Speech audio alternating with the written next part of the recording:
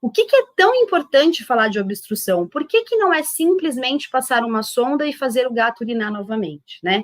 Porque o fato dele reter urina gera muitas complicações no corpo do paciente, né? Eu coloquei aqui para vocês as principais alterações que cursam com isso, inclusive a principal, que é a causa de óbito dos gatos. Então, a gente tem aqui, ó, desequilíbrios eletrolíticos, e aqui eu coloquei em destaque para vocês a hipercalemia, que é disso que o gato morre. Você falar assim para mim, Ju, eu atendi um gato obstruído e ele morreu. Ai, a doença é muito séria, né? Morreu do quê? De hipercalemia. Ah, o gato estava super bem andando no meu consultório. Eu não sei como, eu fui sondar e ele morreu. Morreu do quê? Da anestesia? Ele morreu de hipercalemia. Hipercalemia é o que mata o paciente.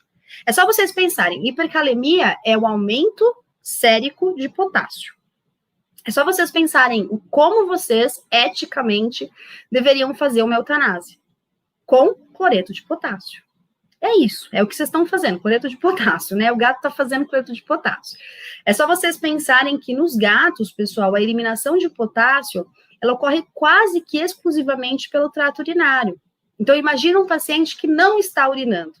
Quanto mais tempo ele retém essa urina, menos potássio, aliás, nada de potássio ele está eliminando, né? E como ele não está eliminando, com uma bexiga que está inflamada devido ao processo inicial da causa, ele tem maior facilidade em reabsorver esse potássio. E aí, no sangue, esse potássio está bombando. E esse potássio repercute em tudo, especialmente no sistema cardiovascular, né? E esse paciente pode virar óbito de potássio. Então, já que a primeira coisa que a gente tem que dizer, né?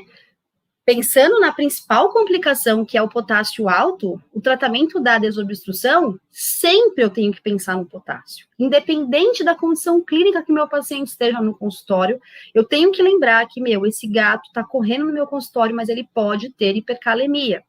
Então, o correto é o quê? Eu dosar potássio. O correto é eu atender esse gato, colher sangue desse gato nesse momento.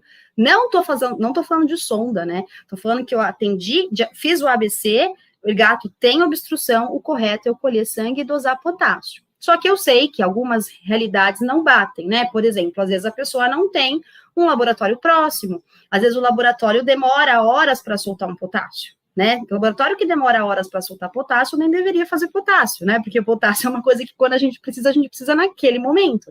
Então, a gente tem alguns valores preditivos de exame físico que direcionam a gente para o potássio alto, que eu vou mostrar para vocês.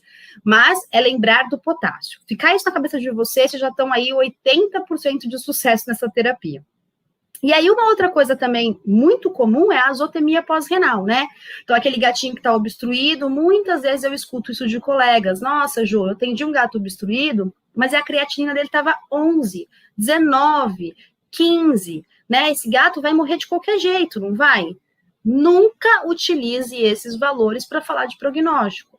Por quê? Porque a gente sabe que o aumento de creatinina e de ureia, enfim, esse aumento que a gente chama de azotemia, ele pode ser tanto pré-renal, de um animal que esteja desidratado, ele pode ser de fato renal, de uma lesão nos rins, e ele pode ser pós-renal, justamente porque não consegue eliminar isso, porque não está urinando. Então, o que a gente vê com clareza na rotina é que esses pacientes quase sempre chegarão com azotemia, e sempre será pós-renal. É óbvio que na dependência da idade, da condição clínica, do tempo de evolução, esse paciente também pode se tornar um nefropata. Por isso, já vou puxar mais uma observação, a gente tem tanta cautela com o uso de anti-inflamatório, né? Porque a gente não sabe até que ponto a gente tem um comprometimento renal importante. Mas a azotemia pós-renal, pessoal, é um achado esperado, não é para se desesperar e nem para imaginar que um gato que tenha create 19 tem um prognóstico pior daquele que tem uma create 3. Não tem nada a ver uma coisa com a outra, tá? O importante falar de prognóstico para a gente aqui é o potássio, tá? A hipocalcemia pode vir junto, a acidose metabólica também é uma outra condição muito frequente.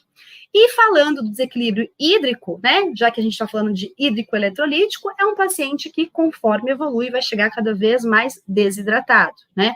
Óbvio, um gato, vocês sabem que ele reage diferente de diferentes formas para qualquer outra situação. Então, um gato que começa um quadro que ele tenha dor em trato urinário, que ele ainda nem esteja obstruído, ele já para de se alimentar, ele já ingere menos água, né? E esse quadro evolui até que haja uma desidratação. Bom, então como que a gente